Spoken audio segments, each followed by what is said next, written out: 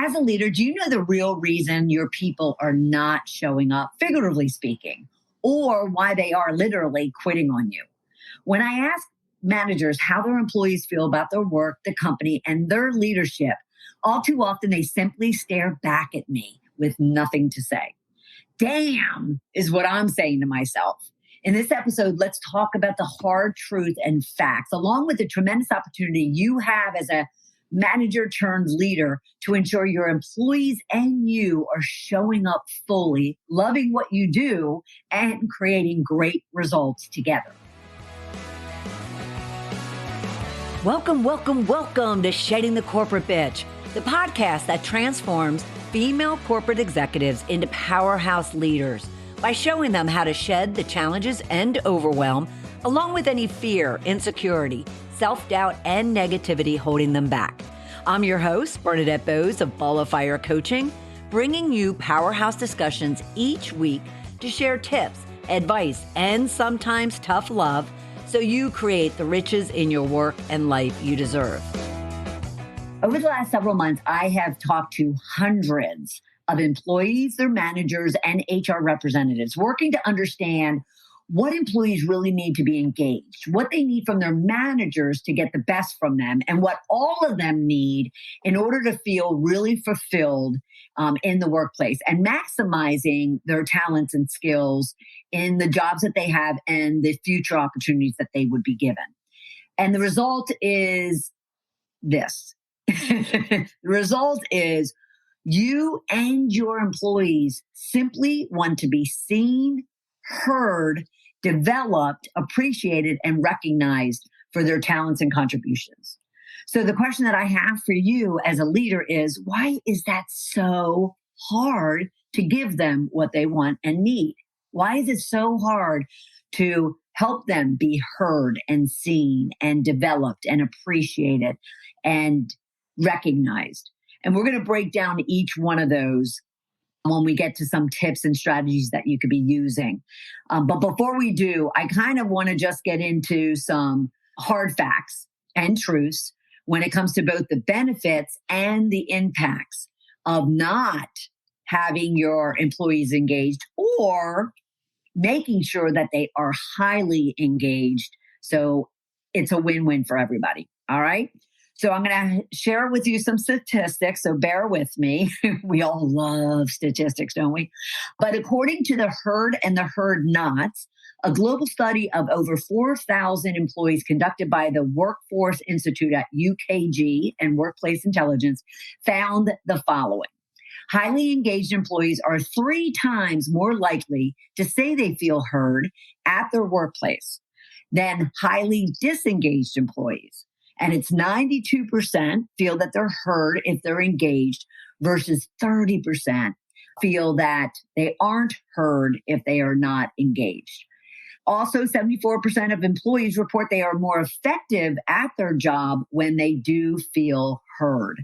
And 88% of employees whose companies financially outperform others in their industry feel heard compared to 62% of employees at financially underperforming companies.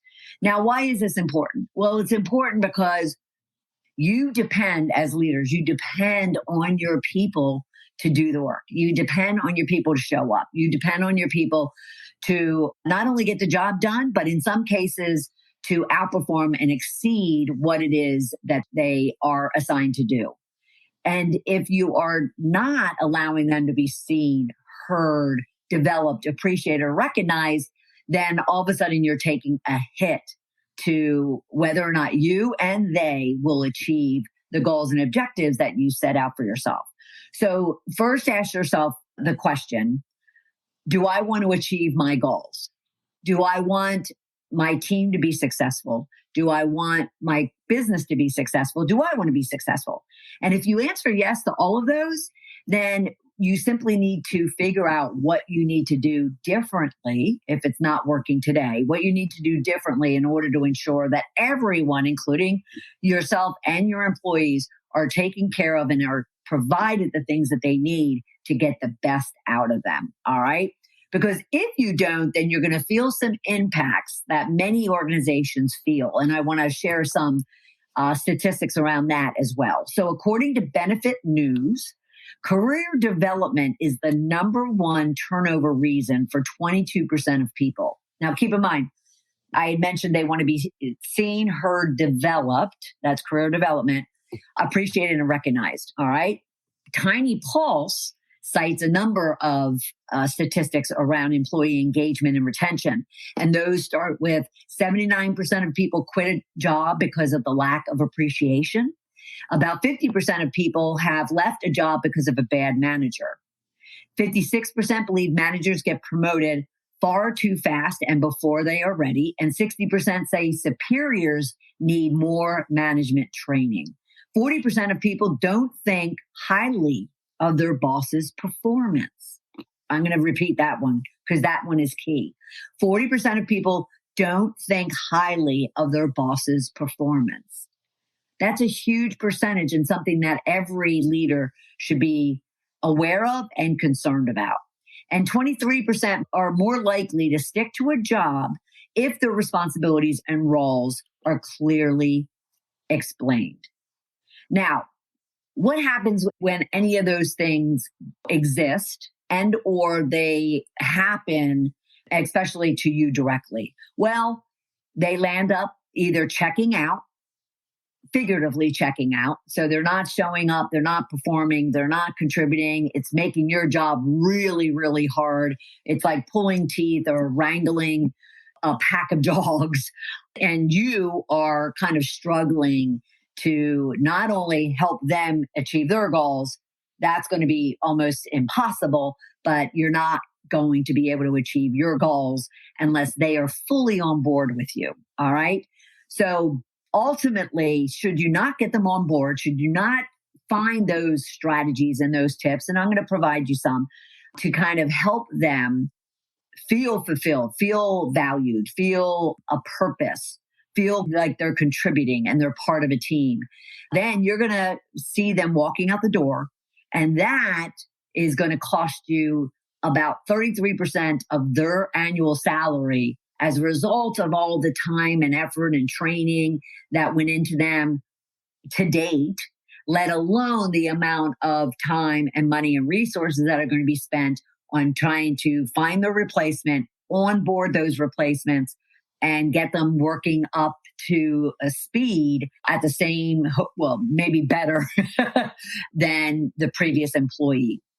So working backwards, I would advise any manager / leader to really look at the impact. I do not want to go through, another hiring process. I don't want to spend more money on onboarding. I don't want to have, that lull, that downtime in whatever production. I'll call production to be anything that you're trying to do and get done in your role and responsibility. And I don't want to afford that hit, not only the 33% that it's going to cost you of that previous employee's annual salary, but all the cost and time and effort on onboarding a new one. So think about that first. And whether or not you have responsibility for a P&L or not, being a profit and loss, a budget, whether or not you have responsibility for the money side of the business, you need to keep that in mind. If you're going to be a good, careful manager of the business, then you're going to want to ensure that you're not spending unnecessary costs when your role and responsibility is to ensure that your people have what they need and want in order to bring their best to the workplace. Because unless you address that, if you don't address that, and you are one of the reasons, if you're one of the 79% of people who quit because they aren't appreciated at work, or 50% of the people leave because of a bad manager, well, if you don't work to identify those areas that you need to work on and change those and shift them, then the new employee is not going to be any different. All right. Now, I don't want to put all the onus on you as a leader because there's other reasons why employees are leaving: lack of opportunities, lack of growth and development, so forth and so on. But at the same time, all of those things, any aspect of an employee's experience within your company, within your team, within your domain is your role and responsibility. So if it's any one of the things that we've talked about being seen, heard, developed, appreciated, or recognized, you have to recognize that's your responsibility. All right. So we want to move beyond having to be one of those 79% or 50%. We want to move beyond, having it cost you 30% or 33% of someone's annual salary when they leave.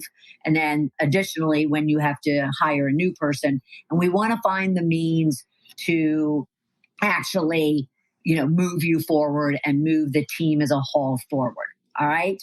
So if you focus on employee engagement, really understand what that means and ensure that they have what they need and want, you're getting what you need and want from your own manager, then you could be creating a very productive and positive work environment. You could be keeping your employees committed, engaged, motivated, satisfied, inspired.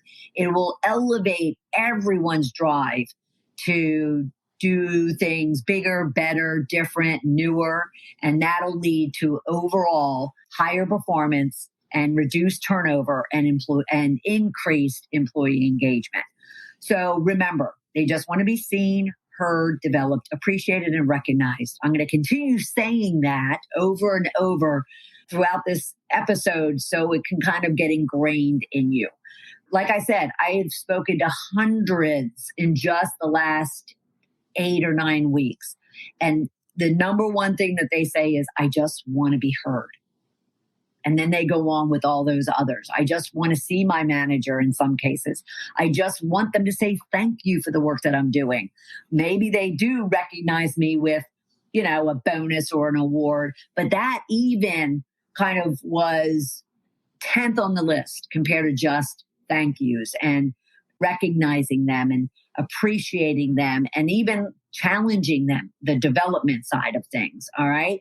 So just keep those things in mind as we also continue to talk, and I provide you some things that you could be working on right now to really optimize how your employees show up and deliver for you. Okay. So I kind of categorize these strategies in being seen, being heard, being developed. All right. So first, we're going to start with team building activities. And so this is kind of being seen, right? This is teaming, making sure that not only as an individual, but as a collective, they're coming together and along with you.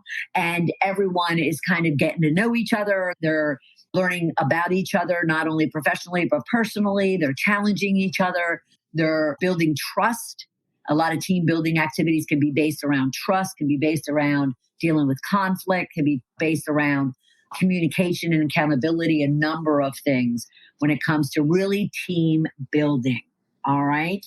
So that would be your first. What can you be doing on a monthly, quarterly, biannually basis? You could literally sit down after this episode. Don't go anywhere. Continue listening or watching.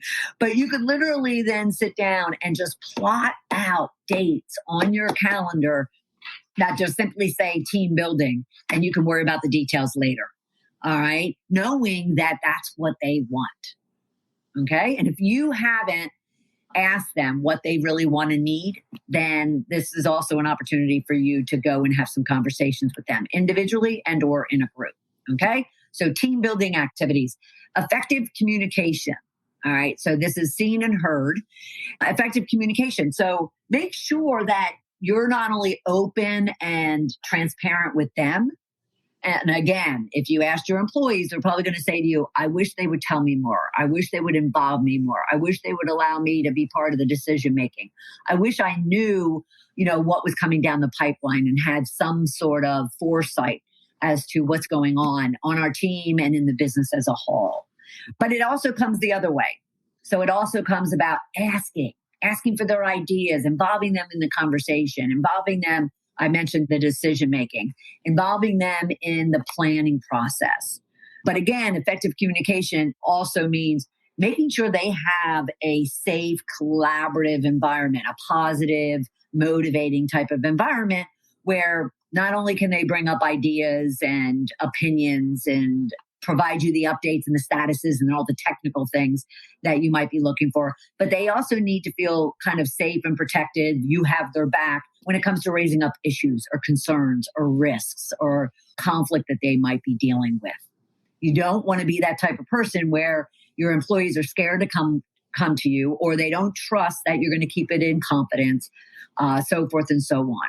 So effective communication just means be a person, be human, connect with your people on a human basis, and ensure that they know that the environment with you, whether that's one-on-one or with the team, you have their back. And they can be as open and transparent with you as you are going to be with them. All right. Now, I also mentioned some statistics around the fact that employees are engaged and you retain them when they have a really clear idea of their expectations. So you want to ensure a third tip. So we had team building activities. We have effective communication. This third one is just about setting goals and expectations. Now, a lot of people will say to me, well, they do have their goals. And the first thing I'll say is, are they mandated goals that get passed down by higher ups, or are they tailored and specific to them? And then when they have those goals, are they well defined enough to where they know exactly what you are expecting of them? Is their role, responsibilities, tasks, and expectations set so clearly that they're not surprised when it comes to a review, a formal review, or even a biannual review, or they're not surprised when you all of a sudden pull them in to your office or get them on a phone call and have a conversation with them about something that they didn't have a clear idea that it was expected of them. So, and simply giving them that roadmap will give your employees such a degree and depth of trust in you, of knowing support and care that you have for them. But tactically, it'll just give them a really clear path as to what it is that they're supposed to be doing every day that they show up. And that just gives someone breadth and confidence and just an ease as opposed to any stress or anxiety or distrust. Okay? So that was number 3. Number 4 would be empower them. Let them take risks. Let them make decisions. Let them, come up with the ideas. Let them innovate, and improve on what needs to be done within their domain. It doesn't always have to come from you. It shouldn't always come from you. Your people are on the ground floor, so to speak. They're the ones doing the ins and outs each and every day. And a manager at any level above them has a totally different perspective on how things need to be done. So delegate, empower them, and trust them to be able to contribute just as much as you're contributing. All right. The best leaders and the most effective leaders are not those who lead from the front. There are those who lead from the back and allow their people to move them all forward. All right. So the next one would be, and this one I hear too often, but we talked about it in what the employees need and want, and that was to be developed, right?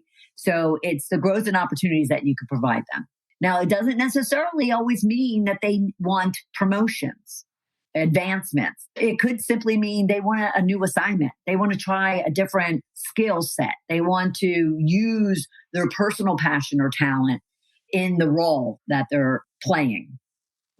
Playing is probably a poor word, but you can get very creative, and they can get very creative in providing you ideas on how you can be providing them not only the means of empowering themselves, but also growth and opportunities. It doesn't necessarily it's not always, well, they want to get promoted. It could be training, and it doesn't have to be the big leadership training. It could be just that they want to, again, they want to learn a new skill, a new capability, and therefore maybe it requires some training. So consider that growth and opportunities. That was number 5. Number 6 would be celebrating milestones. This goes to the appreciation, even the recognizing.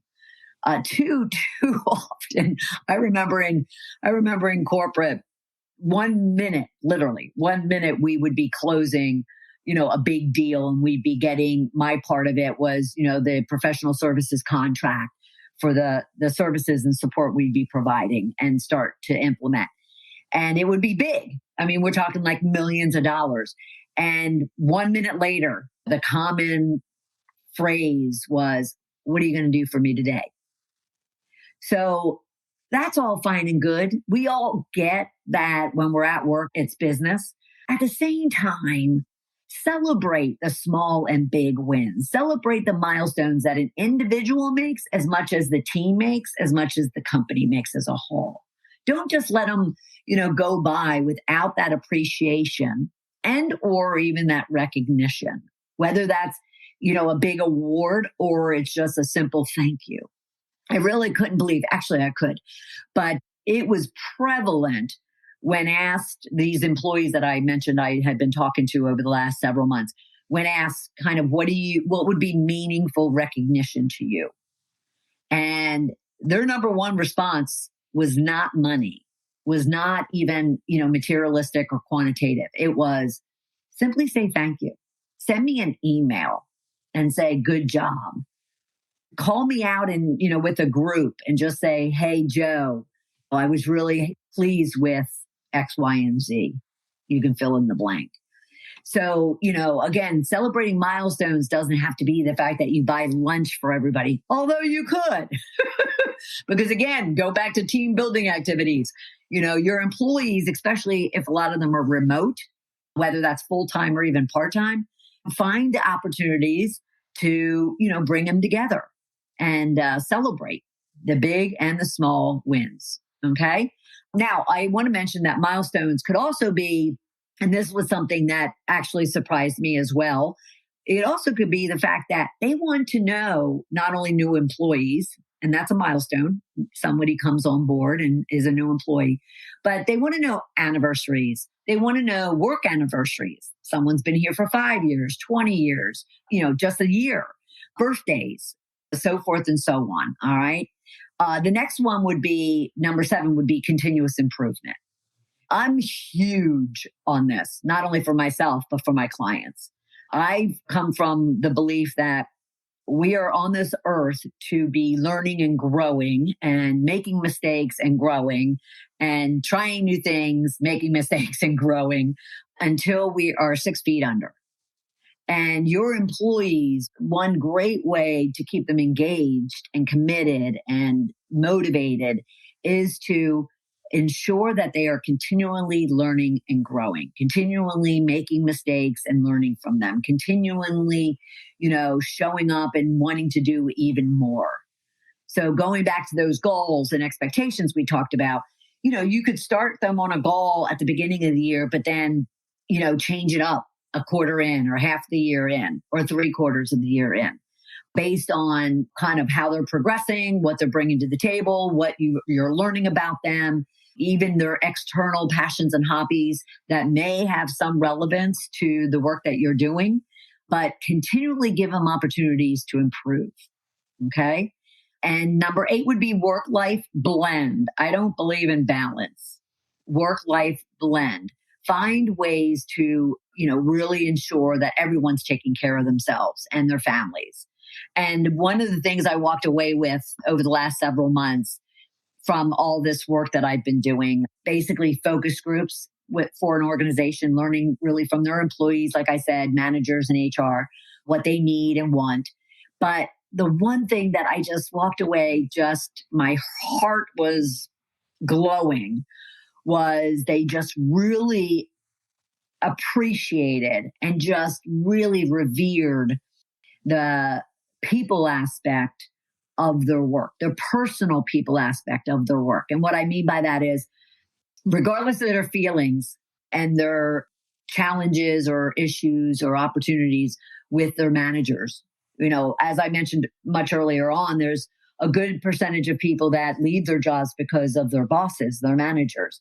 Yet, and at the same time, whether they do have challenge or issues with their manager, they are so appreciative of of their attention to their personal care, their personal well-being, their personal life, their family. A situation comes up at home, or, there's a kids' baseball game that somebody wants to get to, They are very, flexible and very agile in making sure that they're taking care of themselves and that they're taking care of their families and that they're able to be there because they're all family oriented individuals. And what a beautiful thing, recognizing that, we're going to get the work done. But at the same time, we want to be able to be there and show up for our families. Now, are there times that they, as much as anybody, has to work weekends and work very long hours and work continuously, over a period of time? Absolutely. Absolutely. However, any good leader is going to ensure that their people are taking care of themselves. Okay. Number 9 is inclusive culture. Everybody wants to be included. Everybody wants to be involved. Everyone wants to feel like they belong. And so any good manager turned leader is going to ensure that they do create a not only inclusive, but a diverse work environment.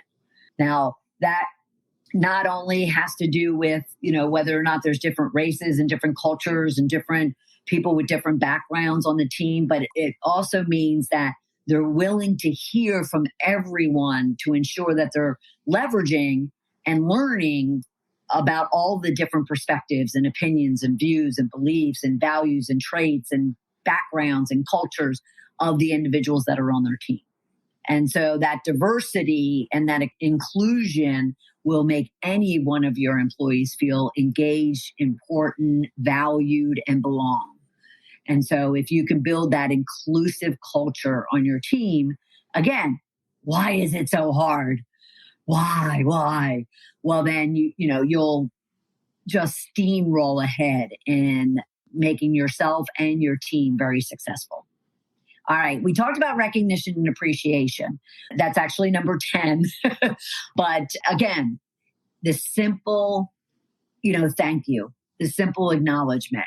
Yes, it could be an email. Yes, it could be a certificate or, an award certificate, or it could be, a bonus or a bigger award that you provide. But again, people want to be recognized and appreciated. Okay. And lastly, number 11 is employee feedback. And I'm ending it with this one because this is probably one of the most powerful ones that I have always known over, even throughout my career. I always wanted feedback from my, managers, bosses, peers. And so, but over, the last 12, 14 years in my business, it has been always the number one thing that employees ask for of their managers and even of their HR representatives is feedback. Not just during performance reviews in the middle of the year and the end of the year, but regular, continuous feedback. Making sure that that feedback is not kind of a checklist of the things that I need to say and I need to report on and I need to rate good, bad, or ugly, but true, productive, transformative type of feedback. How are they doing? How are they contributing? What are their strengths? What are their areas of improvement? What development opportunities do they need? What issues have come up? What conflicts exist? So forth and so on. But feedback needs to be genuine, intentional, and it needs to have the ultimate outcome of growth, of development, of ensuring that your people are getting what they want and need. They are engaged. They are motivated. They are inspired. They are learning and growing each and every day. And so I ended it on that note because if there was one thing of all 11 that we've talked about, and I'll run through them real quick in just a second, is if you can start providing your people feedback on a regular basis at the end of a project and when they hand in a task, when something comes up, maybe it was an issue or a missed deadline, making sure they get that feedback right then and there. That's what your people are asking for. Okay. So employee feedback. So 11 tips that you can use to ensure that your employees are highly engaged and therefore you don't have to worry about whether or not they're going to show up, even figuratively, or they're going to leave and cost you 33% of their salary because of the fact that they don't feel valued, appreciated, recognized, seen, or heard. Now, I'm not expecting you to all of a sudden start implementing all 11. What I'd really like you to do, and if any of you know me, I always go with like 1 to 3.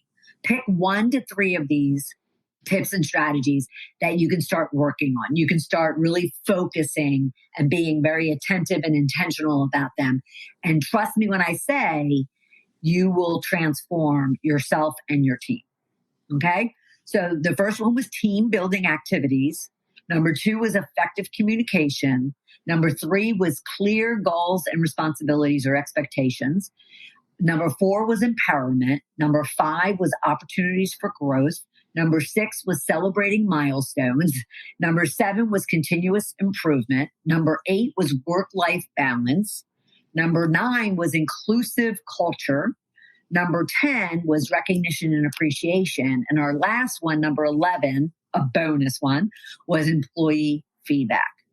So as you can probably tell from that set of 11, all of that covers the need and the want of your employees to be seen, heard, developed, appreciated, and recognized. Again, if you can take 1 to 3 of them and start really focusing on them with intention and attention, then you will see your whole results of your leadership style and your team's contributions change dramatically. Again, it's really exciting when you see, managers turn into leaders that are extremely focused on loving on their people and making sure their people are developed, have the tools and the resources, feel belonged, feel valued, and given the opportunity to really contribute, learn, and grow.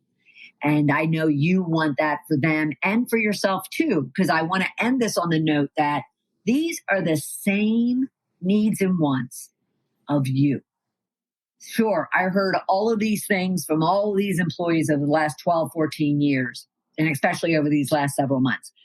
At the same time, they're the same thing when I was in rooms with managers and leaders of what it is that they need and want from their managers and the company. So recognizing that there are needs of your own, then you can just ensure that they are focused on and delivered to you, also your people.